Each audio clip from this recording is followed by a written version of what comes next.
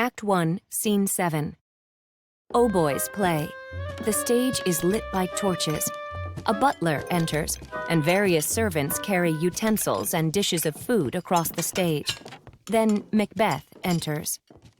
If this business would really be finished when I did the deed, then it would be best to get it over with quickly. If the assassination of the king could work like a net, sweeping up everything and preventing any consequences, then the murder would be the be-all and end-all of the whole affair, and I would gladly put my soul and the afterlife at risk to do it. But for crimes like these, there are still punishments in this world.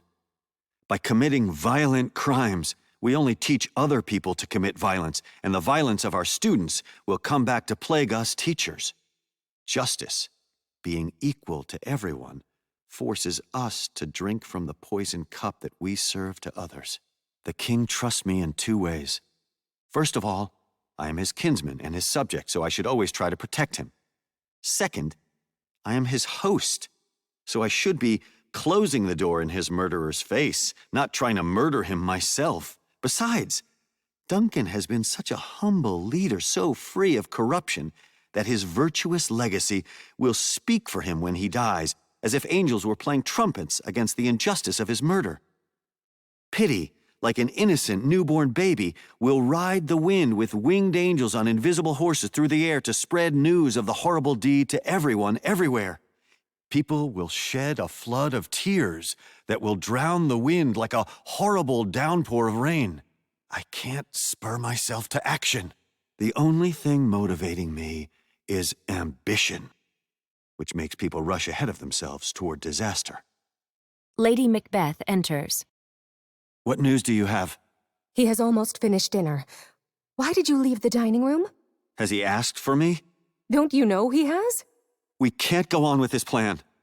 The king has just honored me, and I have earned the good opinion of all sorts of people. I want to enjoy these honors while the feeling is fresh and not throw them away so soon. Were you drunk when you seemed so hopeful before? Have you gone to sleep and woken up green and pale in fear of this idea? From now on, this is what I'll think of your love. Are you afraid to act the way you desire? Will you take the crown you want so badly, or will you live as a coward, always saying, I can't, after you say, I want to? You're like the poor cat in the old story. Please, stop! I dare to do only what is proper for a man to do. He who dares to do more is not a man at all. If you weren't a man, then what kind of animal were you when you first told me you wanted to do this? When you dared to do it, that's when you were a man. And if you go one step further, by doing what you dared to do before, you'll be that much more the man. The time and place weren't right before, but you would have gone ahead with the murder anyhow. Now the time and place are just right, but they're almost too good for you. I have suckled a baby, and I know how sweet it is to love the baby at my breast.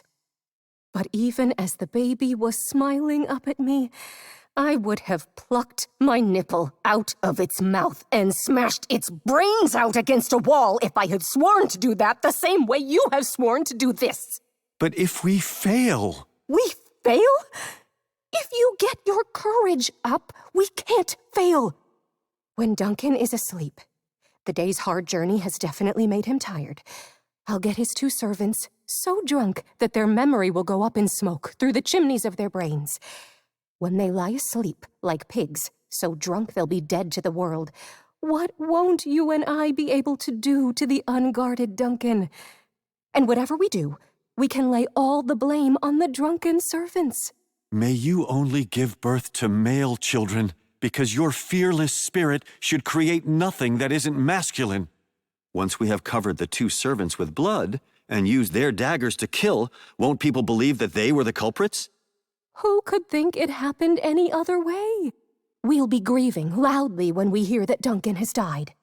Now I'm decided, and I will exert every muscle in my body to commit this crime.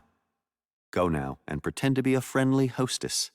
Hide with a false, pleasant face what you know in your false, evil heart.